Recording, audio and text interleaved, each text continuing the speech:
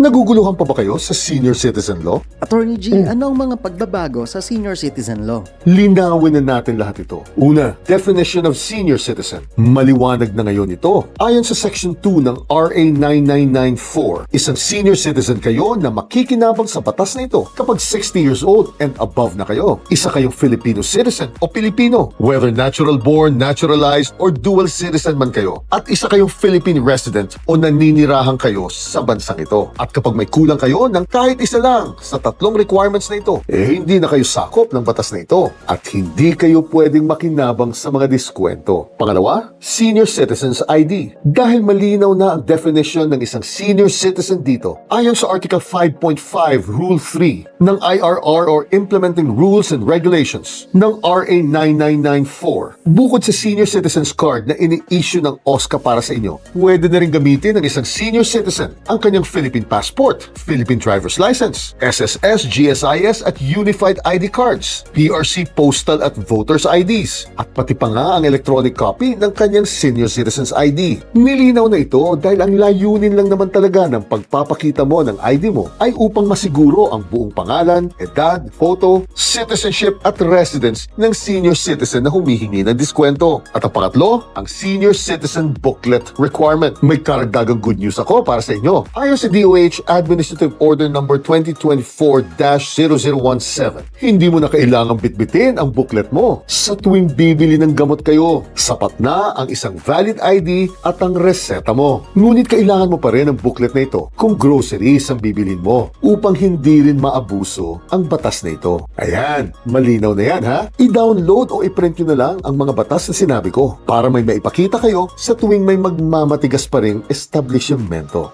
Gina.